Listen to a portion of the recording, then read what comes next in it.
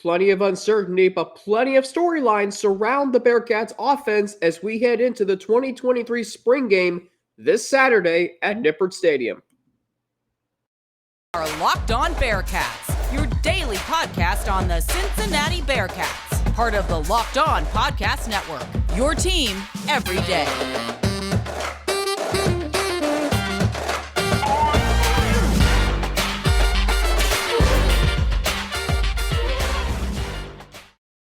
Start of a new week. Thanks so much for making Locked On Bearcats your first listen of every day, free and available everywhere you get your podcasts, including right here on YouTube. Don't forget to hit that subscribe button and follow us to get an alert every time we drop a new episode. Today's episode of Locked On Bearcats is brought to you by HelloFresh. Skip trips to the grocery store and count on HelloFresh to make home cooking easy, fun, and affordable. That's why it's America's #1 meal kit.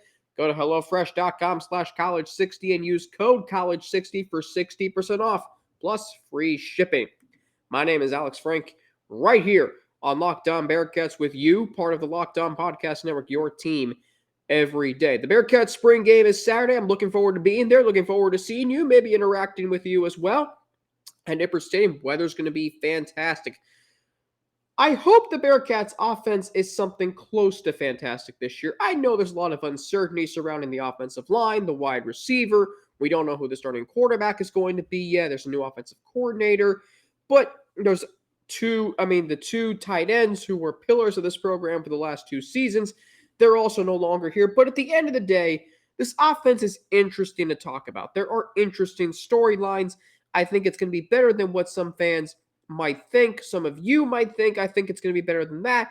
So I'm really excited to see 5 things, and I'm going to explain to you 5 things that I am going to watch for on this offense and excited to see in the spring game on Saturday. So really looking forward to, again, being at the spring game, maybe meeting some of you, some of our listeners, looking forward to interacting with you, looking forward to seeing all my colleagues on the Bearcats beat. So let's start off with the first thing I am most excited to see in the spring game. The 5 things I want to see offensively from the Bearcats in the spring game. Number 1 is how many combinations are on the offensive line. We hear that the Bearcats are getting close to settling in on that one combination, but I'm interested in seeing if there's going to be more than one. I'm interested in seeing what this offensive line is like in terms of, is there a set unit up front? How do they look overwhelmed by the Bearcats' defensive line? I think one of the great things about the Bearcats is they can, in practice, the offensive line is new. We know that. I am interested in seeing if the Cincinnati Bearcats' offensive line is able to handle the strength and experience that the D-line brings. I'm really interested in seeing that matchup because I think the offensive line is going to get better by going up against the defensive line every day in practice. And they've been going at it now for over 10 spring practices, close to a dozen. So I'm interested in seeing how this offense, actually I don't know how many spring practices there have been so far, but I'm interested in seeing how the Bearcats offensive line is going to look against this defensive line that Cincinnati has that is so experienced, so strong, is so good at creating a push. But the offensive line, and we've talked about it all offseason. Right now, we don't know who's going to be starting. Other than Gavin Gerhardt, we think Luke Kandra is going to be a starter. We think another transfer might be a starter. We maybe John Williams works his way back into the starting lineup, but we don't know who that starting unit is going to be. Do they look inexperienced? How are they in the running game? I think if there's anything that I want to see from this offensive line is how good are they in the running game. We heard that they were starting to, at least the last time I had Russ Heltman, my colleague at All Bearcats and Sports Illustrated, we heard that they were really starting to gel in terms of the running game and creating running lanes. But in a scrimmage, now I'm not sure how the spring game is going to work just yet. I haven't found that out yet. I'm not sure if we've heard yet what that's going to look like, or if we will hear before the game on Saturday, noon in Nippert Stadium, if you're interested in or planning to attend. But I am really interested in seeing how this offensive line looks from an experience standpoint Is there a set unit up front? Do they rotate guys? Do they know who the starting five is going to be? This is a new look Bearcats offense, and the offensive line is a big part of that. The last 2 seasons, you pretty much knew by the end of the spring who the offensive line was going to be. This year, you don't. Outside of 2, maybe 3 starters, you don't really know the full 5, and that's okay.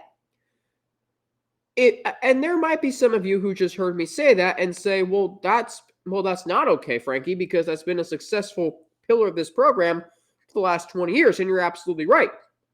But we've seen offensive lines develop as the season progresses, both in college and in pro football.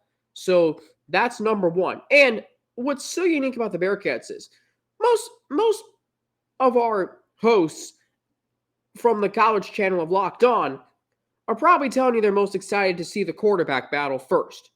That's not what I'm most excited for, because I need to see the guys up front. I need to see, are they going to be able to protect whoever that new quarterback is going to be? Number 2. By the way, speaking of new quarterbacks, I'll throw this in there. Very, very happy for Desmond Ridder being named the starting quarterback for the Atlanta Falcons earlier this spring by Falcons head coach Arthur Smith. Very, very happy for Desmond. As a Bearcat alum myself, he is, of course, so just wanted to throw that in there. Number 2, how does the running game look? And who is leading the way at that position? So we've got some interesting guys at running back. An interesting running back room. We have Corey Kiner. We think Corey Kiner is still going to be really good.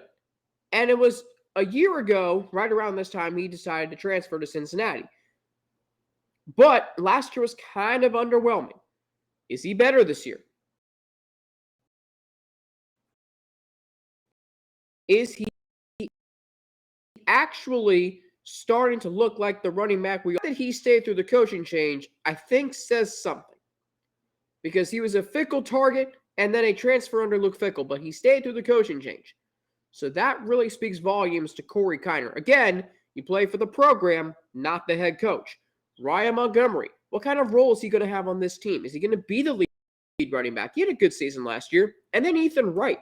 Is there actually a plan for him to be, a key contributor to the running back room?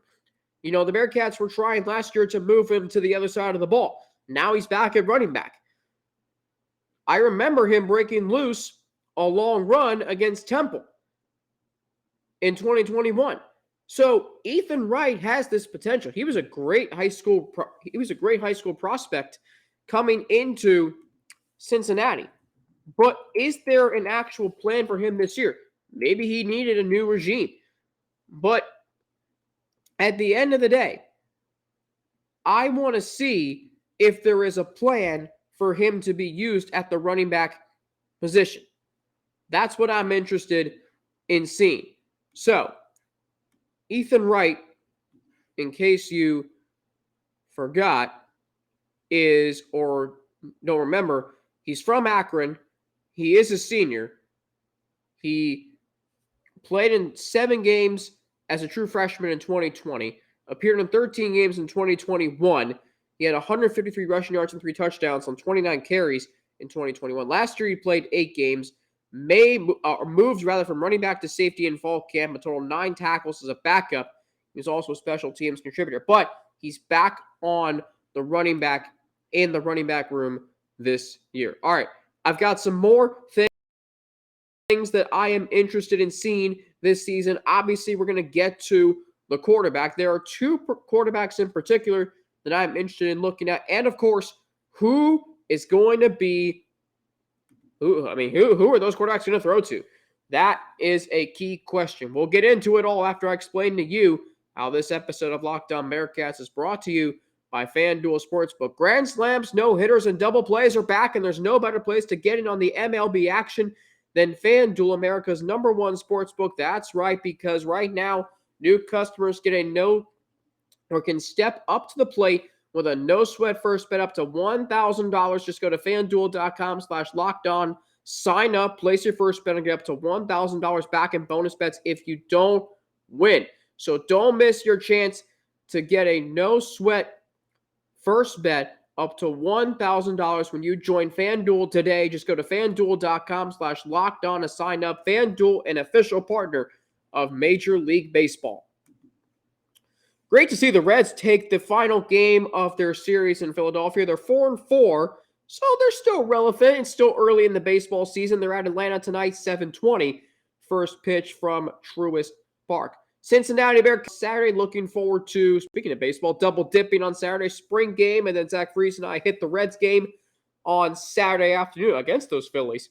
So looking forward to a great day on a great weather day in Cincinnati. If you haven't seen the weather for the spring game yet, if you're still on the fence about going, go. It's going to be a high of, last time I checked, 83 degrees and partly cloudy skies. Cannot beat that day in the Queen City. Looking forward to getting down there. So let's talk about quarterbacks, because obviously whenever there's a quarterback battle, you care about it, I care about it, I'm here to talk about it with you. So Emory Jones, one of the two quarterbacks that I'm really interested in seeing. More than what that suggests to Florida and Arizona State. Because if you look at the numbers, and I've looked at them several times, they don't stand out to me and like, oh my gosh, this is such a big transfer. The guy who the Bearcats needed, but he's also a guy, given his dual threat abilities and given what he has done, I think he can still be a guy who can really make this offense flavorful. Is he going to be Desmond Ridder 2.0? No. Is he going to be like Malik Cunningham? Maybe not. Maybe, though. But this is a guy you want if Scott Satterfield is your head coach. A guy who can add dimensions to this offense. That's what I'm really interested in seeing. But Emory Jones is not going to take this offense over the top. How much is he going to elevate this offense? Not like it does. Desmond Ridder elevated this offense to new heights. Malik Cunningham elevated Louisville's offense. Maybe not like Lamar Jackson did, but certainly more than what Louisville's offense was in their first season post-Lamar. So, again, sorry for my allergies. Emory Jones is going to be a guy who gives this Bearcats dimensions on offense that they maybe didn't have last year, but he's not going to take this offense over the top like your elite offenses in college football, like Oregon, Ohio State, and Alabama, Clemson, Georgia, those offenses like that, or Tennessee from last year. It's going to be a better offense than what you may think, but it's not going to be a great offense. So Emory Jones, without question, is someone that I am really interested in watching. Because he's a transfer, because of his dual threat abilities, I want to see how much he fits in the Scott Satterfield system. If I come away from the spring game on Saturday saying to you, guys, I don't know, Emory Jones is not the clear-cut starter. That might be a concern. But if I come away from that game saying, guys, you know what?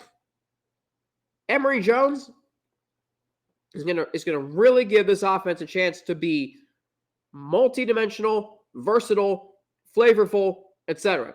That's what I want to say and what you want to hear. Storyline number 4. Brady Drogosh. He is, to me, and I haven't been to a spring practice yet, but from what I hear, he is becoming, I think, based on what I hear, the most unique element to spring practice. He's only a freshman, but he comes in as a 4-star recruit. He didn't flip his commitment. He didn't reopen it. He stayed committed through the coaching change.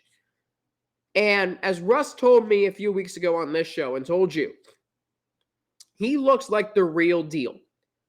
Guys, I'm telling you, Brady Drogosh may not be the starter come September 2nd against EKU. But who he might be is someone who pushes Jones and Bryant and maybe Prater throughout the rest of the spring and once we get to fall camp in August. Because how much of it you have to actually win the starting job? How far along is he in his development? That's what I'm really interested in seeing. How can Brady Drogosh implement himself in the quarterback room? It is a really unique quarterback room because There isn't a guy who you really like who has a great chance to win the starting job, but there's not a bad option here. And that's something Pete Thomas talked about, quarterbacks coach for the Bearcats. Pete Thomas talked about earlier this week. He's got 4 or 5 quarterbacks in this room. There's no shortage of talent. The question is, who is going to separate themselves from the pack? Do we come away from the spring saying that Drogosh has a real chance? Or maybe it's just a great story and we can follow his development this year and into 2024. What's interesting is last year, Evan Prater was really closing the gap in the spring. Now, he's coming off an injury after missing some time. Is he even really still in the mix? I mean, I'm talking to somebody yesterday, and I said, I don't think he's going to be here much longer. We will find out about that. My other storyline, of course, wide receiver. Throw to. Basically, I want to know who's starting. Who's out there, first possession, first unit. We hear about Leslie Ando. How good is he? Chris Scott, how's he looking? How are the transfers looking? D. Wiggins, Donovan Ollie, Sterling Burkhalter, how are those guys doing? Barry Jackson, how's he doing? I've been hearing about Keyshawn Helton and how great of a leader he's been in practice. I want to see what that looks like. I want to see what that looks like in person. So there you have it. Offensive line. We've got the running back room. We've got Emory Jones, Brady Drogosh, and the wide receivers. On tomorrow's show, we'll hit the defensive side. A little more certainty, a little more stability. But what are the 5 things that I most want to see in the spring game on Saturday? Coming up, it is one of the biggest what-ifs in both the NFL and college football, and it has everything to do with the Cincinnati Bearcats. I'll explain what that what-if is after we hear from 2 of our sponsors. All right. How many of you remember the spring of 2006? Well, those in Miami and those in New Orleans certainly do. That's when Drew Brees signed with the New Orleans Saints after the Dolphins were concerned medically about Drew Brees, who was coming off a very serious shoulder injury that almost derailed his career. Imagine for a minute, though, if Drew Brees had signed with the Miami Dolphins.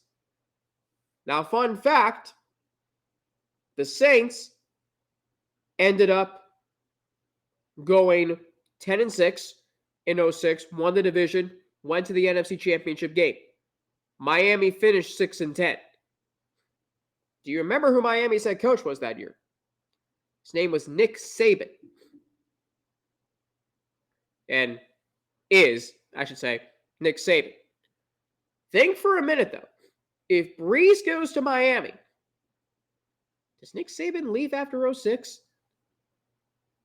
Or I forget if he was fired or, I should know this, if he was fired or he left after 2006. The point is this.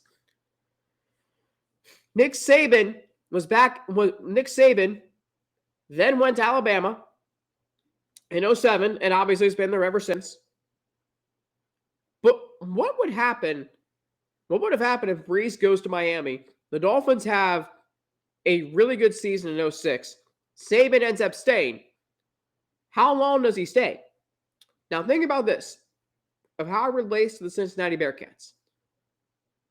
The Bearcats in 2009, we know, just missed going to the national championship game. If Nick Saban doesn't coach Alabama in 2009, how good are they? Do they land a guy like Julio Jones? Or are they still the number 1 team in the country heading into Pasadena? They may not be. They may not even play for a national championship.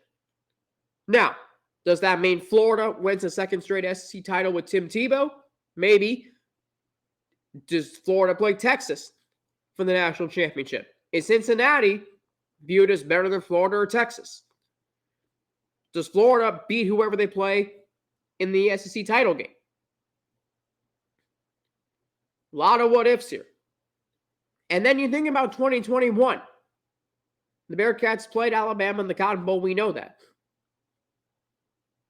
Does Nick Saban even end up at Alabama at some point? I don't know. The point is this. The Bearcats are directly impacted by the what if here. If Cincinnati doesn't play Alabama in the Cotton Bowl in 2021, does that Bearcats team go on to play for a national championship? Maybe. If Drew Brees signs with the Dolphins,